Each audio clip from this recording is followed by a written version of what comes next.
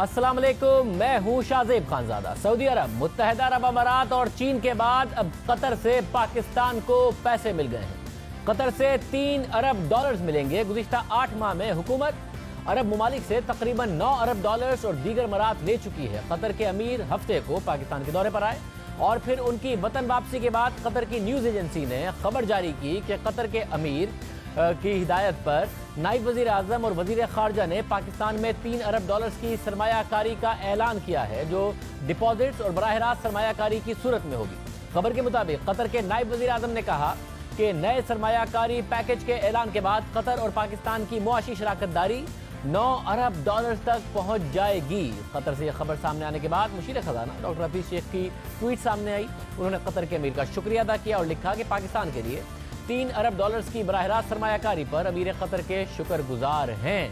Qatar वाहिद अरब मुल्क नहीं, इससे पहले सऊदी अरब और मुत्तहिदा अरब अमारात भी पाकिस्तान के लिए इमदादी पैकेजेस का ऐलान कर चुके हैं। हल्फ उठाने के बाद अगले ही महीने यानी सितंबर में वजीर आजम इमरान खान सऊदी अरब गए, वहां सऊदी हुक्काम से मिले। इसके बाद अगले महीने यानी अक्टूबर 2018 को वजीर आजम इमरान खान ने सऊदी अरब का दूसरा दौरा किया। इस दौरे के बाद सऊदी अरब से पाकिस्तान को 3 अरब डॉलर्स मिले और साथ ही तेल की अदायगियों की मद में 3 अरब डॉलर से जायद की रियायत भी मिली। इसके बाद सऊदी अरब के वली अहद मोहम्मद बिन सलमान फरवरी में 2 रोज़ा दौरे पर पाकिस्तान आए। दौरे में पाकिस्तान में 21 अरब डॉलर्स की सरमायाकारी के ऐलानात किए गए। ये बड़ी कामयाबी थी। इसके बाद अगली कामयाबी हुकूमत को मुत्तहिदा अरब अमारात से मिली। 18 नवंबर 2018 को वजीर आजम इमरान खान वफ्द के साथ मुत्तहिदा अरब अमारात के दौरे पर गए, वहाँ के हुक्मरानों से मुलाकातें की। इसके बाद दिसंबर में मुत्तहिदा अरब अमारात ने स्टेट बैंक में 3 अरब डॉलर जमा कराने का ऐलान किया। इसके अलावा ऐलान किया गया कि यूएई पाकिस्तान के 8 तरक्याती मंसूबों को फाइनेंस करेगा, जिसकी मजमूई मालियत 1.5 अरब दिरहम है। इसमें 931 मिलियन दिरहम की इमदाद भी शामिल है। ये भी बहुत बड़ी कामयाबी करार दी गई। और अब कतर से 3 अरब डॉलर्स की सरमायाकारी का ऐलान, जहां ये मईशत के हवाले से अच्छी खबर है, वहीं हुकूमत मजीद आगे बढ़ रही है। एमनेस्टी स्कीम के हवाले से आज वजीर आजम ने खुद ने जियो की ट्रांसमिशन में हामिद मीर साहब को इंटरव्यू दिया और तफसील से आवाम को बताया कि आपको इस एमनेस्टी स्कीम से फ़ायदा उठाना चाहिए, वरना डेटा पूरा मौजूद है, तारीख में इजाफा नहीं किया जाएगा। आप पैसे बेशक अभी ना दें, उसमें रियायत आपको बाद में मिल जाएगी, लेकिन अपने असासे इस एमनेस्टी स्कीम में 30 जून तक डिक्लेयर कर दें। तमाम आवाम को चाहिए कि इस एमनेस्टी स्कीम का भरपूर फ़ायदा उठाएं उसके बाद, ताकि पाकिस्तान में डॉक्यूमेंटेशन का बाकायदा तौर पर आगाज़ हो सके। अब ये सारी खबरें हुकूमत के लिहाज से अच्छी नज़र आ रही हैं, मगर क्या साबिक वज़ीर आज़म नवाज शरीफ के लिए भी ये खबरें अच्छी हैं? क्योंकि मुल्की सियासत में ये तासुर रहा है कि साबिक वज़ीर आज़म नवाज शरीफ के अरब ममालिक ख़ासतौर पर सऊदी अरब और कतर से अच्छे ताल्लुकात हैं। इसकी कुछ मिसालें भी सामने आई। जनरल परवेज़ मुशर्रफ ने जब 1999 में मुंतखब हुकूमत का तख्ता उल्टा और उस वक्त के वज़ीर आज़म नवाज शरीफ को जेल में डाला, उनके खिलाफ मुकदमात कायम किए, तो नवाज शरीफ मुश्किल में आए। तकरीबन 14 माह बाद पूरा शरीफ ख़ानदान सऊदी अरब चला गया और फिर आइंदा कई बरस तक वही रहा। वहाँ पर सरमायाकारी भी की, सरमायाकारी के लिए स्टील मिल लगाने के लिए ज़मीन भी प्रोवाइड की गई, फाइनेंसिंग में भी मदद की गई और वहाँ पर ये सब रहते रहे। सऊदी अरब ने बाकायदा तौर पर परवेज़ मुशर्रफ से बात कर मुदाखलत करके ये डील कराई। फिर 2007 में वो वतन वापस आए तो पता चला कि वो एक डील के तहत सऊदी अरब गए थे और ये डील आला सऊदी हुक्काम की तरफ से की गई थी और सऊदी अरब में वो जब तक रहे शाही मेहमान बनकर रहे। फिर बाद में भी जब नवाज शरीफ इक़्तिदार में आए तो भी सऊदी अरब से उनके ताल्लुकात अच्छे ही रहे। मार्च 2014 में यह खबर सामने आई कि सऊदी अरब ने पाकिस्तान को 1.5 अरब डॉलर्स की इमदाद दी है। ये इमदाद क्यों दी गई, इसका पता आज तक नहीं चल सका। ये तो वो हालात जो जिनकी वजह से ये समझा जाता रहा कि सऊदी अरब शरीफ ख़ानदान के बहुत करीब है, मगर अपने इक़्तिदार के आखिर में पनामा के जो मामलात हुए उसमें यह ख्याल किया जाता रहा कि सऊदी अरब और मुत्तहिदा अरब अमारात नवाज शरीफ से नाराज़ हैं। इसका गिला उनके मुख्तलिफ सीनियर अरकान करते भी नजर आए। इसी तरह कतर के बारे में यह कहा जाता रहा कि वो भी नवाज शरीफ के बहुत करीब है। पनामा का मामला सामने आने के बाद जब नवाज शरीफ मुश्किल में आए तो उस वक्त कतरी ख़त सामने आया। कतर के शाही ख़ानदान से ताल्लुक़ रखने वाले साबिक वज़ीर आज़म हमाद बिन जासिम ने ख़त लिख कर तस्दीक की कि नवाज शरीफ के वालिद मियाँ शरीफ ने उनके वालिद के पास 12 मिलियन दिरहम की सरमायाकारी की थी। इस सरमायाकारी का मुनाफा शरीफ ख़ानदान को दिया जाता रहा और फिर इस सरमायाकारी की सेटलमेंट में लंदन फ्लैट्स मियाँ शरीफ के पोते हुसैन नवाज को दिए गए।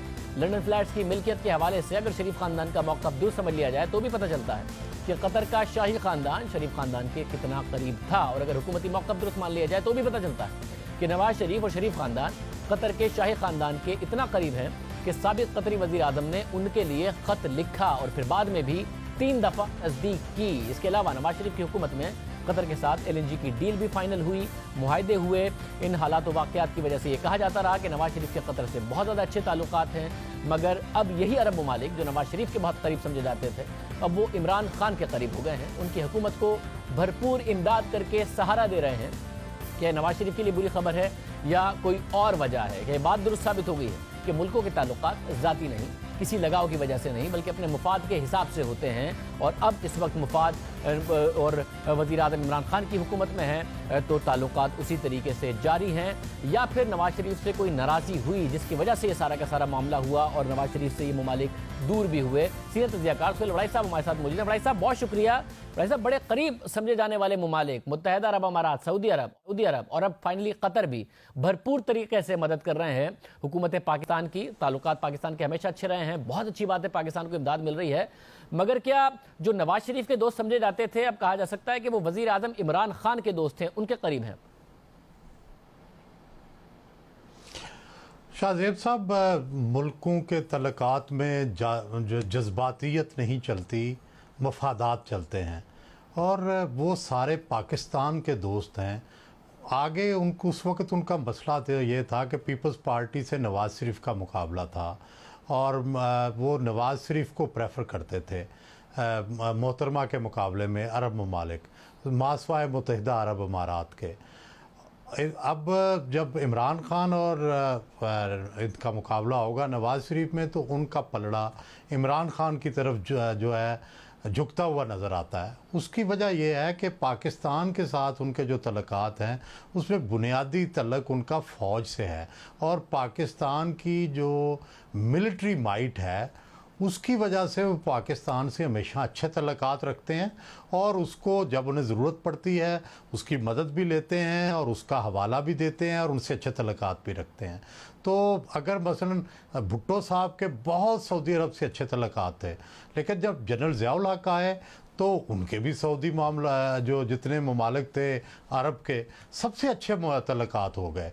तो बुनियादी बात ये समझ लेनी चाहिए कि ये पाकिस्तान के मफाद की वजह से पाकिस्तान के साथ तल्लुक़ रखते हैं, पाकिस्तान से मोहब्बत करते हैं, लेकिन पाकिस्तान की ताकत की वजह से, पाकिस्तान के अवाम की वजह से शख्सियात उनकी पसंद की बदलती रहती हैं। और ख़ास कर दुनिया भर में ये रवाज है कि जो इक़्तिदार में आ जाए सारे ममालिक ही उससे कोई ना कोई तरीका अपने रवाबत का निकाल लेते हैं, कोई एक बैलेंस क्रिएट कर लेते हैं। लेकिन कुछ चीज़ें बड़ी काबिल गौर हैं। मसलन कतर और सऊदी अरब अगर इकट्ठे इमदाद देंगे तो मेरा ख़्याल है कि दोनों बराबर यकसोई के साथ इमदाद नहीं कर सकते। इनमें से एक मुल्क बिल आखिर पीछे हट जाएगा और एक मुल्क जो है वो सपोर्ट करता रहेगा। और दूसरा ये है कि जब ये सारे खलीजी ममालिक इमदाद करें और तो इसका मतलब ये भी होता है कि आप ईरान को एक्सक्लूड कर रहे हैं और इनके जो मफादात हैं उनकी वजह से ईरान को नुकसान पहुंचने का ख़तरा होता है। तो इसलिए पाकिस्तान हमेशा माजी में भी मोहतात रहा है और अब भी इसे मोहतात रहना चाहिए कि हमें किसी माली इमदाद के एवज़ किसी नई खलीजी जंग में फ़रीक नहीं बनना चाहिए। सब ये दुरुस्त है, मगर साथ में कतर और सऊदी अरब के ताल्लुकात भी हालिया तारीख में वो अच्छे नहीं रहे। एक दूसरे के हवाले से वर्कर्स को कह दिया कि आप छोड़ जाएं। मुत्तहिदा अरब अमारात भी उसमें सऊदी अरब के साथ खड़ा हुआ। उसके बावजूद अगर दोनों पाकिस्तान की एक साथ मदद कर रहे हैं तो ये सिफारती कामयाबी है या पाकिस्तान के लिए एक मसला बन सकता है? नहीं, फ़िलहाल तो हमें इसे पॉजिटिवली और मुस्बत तौर पर सफारती कामयाबी कहना चाहिए। और लेकिन दूसरी बात यह है कि दोनों ल्योर कर रहे हैं, दोनों चाहते हैं कि हम उनके इत्तेहादी हों। कतर भी चाहता है, सऊदी अरब भी चाहता है। फ़ैसला हमारे पास है, हम बैलेंस रखेंगे, तवाज़ुन रखेंगे या एक तरफ झुक जाएंगे। माजी में हम इतना अच्छे तरीके से तवाज़ुन नहीं रख सके। तो मेरा ख़्याल है कि अब जो हमारी सियासी फ़ौजी क़यादत, कौमी क़यादत, इसको चाहिए कि चूँकि अब जंग बड़े स्केल की तरफ जा रही है, अमेरिका जो है वो गल्फ़ के अंदर मौजूद है, और अगर खुदा न खास्ता जंग हुई तो ये कोई छोटी झड़पें नहीं होंगी, ये बड़ी जंग होगी। तो हमें पाकिस्तान को सूट यही करता है कि हम इस जंग में गैर जानिबदार रहें, बल्कि बिल्कुल इस जंग को रोकने की कोशिश करें और हमारा इस जंग के किसी भी फरीक के साथ कोई तल्लक नहीं होना चाहिए। बहुत शुक्रिया सुहेल बड़ाई साहब हमारे साथ मौजूद। हम बात है, जाहिर है पाकिस्तान को इमदाद की ज़रूरत है, वो इमदाद पाकिस्तान को मिल रही है, मगर पाकिस्तान की खारजा पॉलिसी इसमें इंडिपेंडेंट रहे, पाकिस्तान प्रॉक्सी के तौर पर ना इस्तेमाल हो, ये जिम्मेदारी हुकूमत पाकिस्तान की है।